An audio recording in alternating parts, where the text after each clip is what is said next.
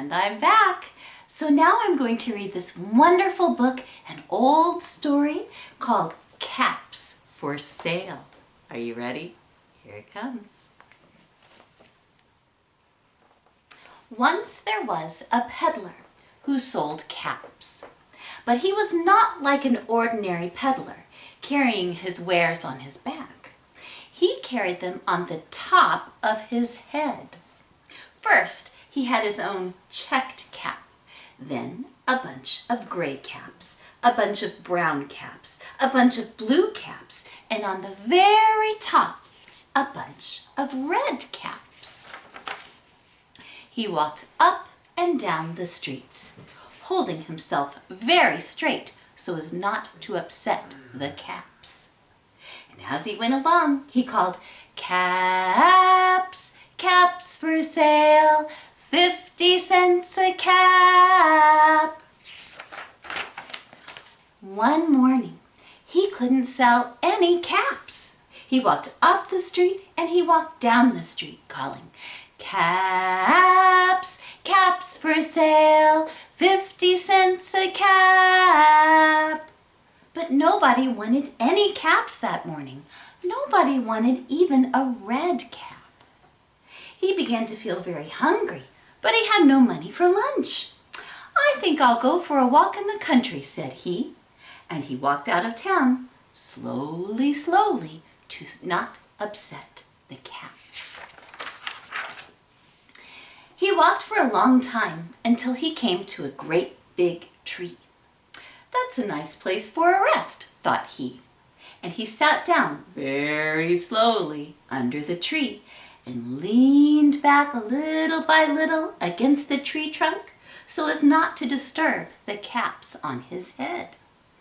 Then he put up his hand to feel if they were straight. First his own checked cap, then the gray cap, then the brown cap, then the blue cap, then the red caps on the very top. They were all there, so he went to sleep. He slept for a long time. When he woke up, he was refreshed and rested. But before standing up, he felt with his hand to make sure his caps were in the right place. But all he felt was his own checked cap. He looked to the right of him, no caps. He looked to the left of him, no caps. He looked in back of him, no caps. He looked behind the tree, no caps. Then he looked up into the tree. And what do you think he saw? I think you know. On every branch sat a monkey, and on every monkey was a gray or a brown or a blue or a red cap. The peddler looked at the monkeys. The monkeys looked at the peddler. He didn't know what to do. Finally, he spoke to them. "You monkeys, you," he said, shaking a finger at him.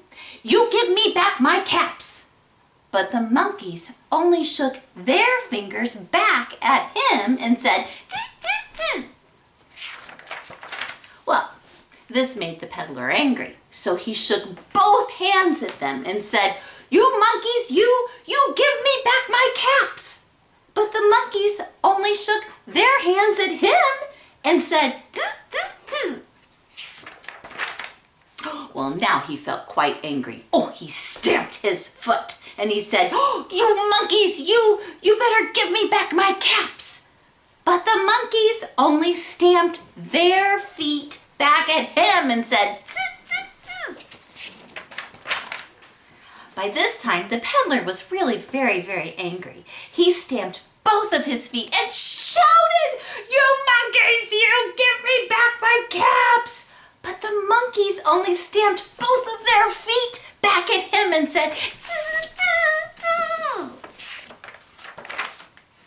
Well, at last he became so angry that he pulled his own cap off and threw it on the ground and began to walk away.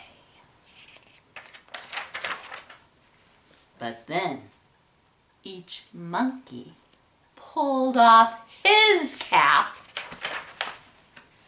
and all the gray caps and all the brown caps and all the blue caps and all the red caps came flying down out of the tree.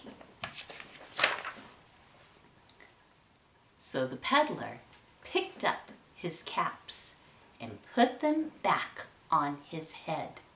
First his own checked cap, and then the gray caps, then the brown caps, then the blue caps, then the red caps on the very top. Slowly, slowly, he walked back to town calling, "Caps, caps for sale, 50 cents a cap." And that is the end of the story. Thank you for listening. See you later.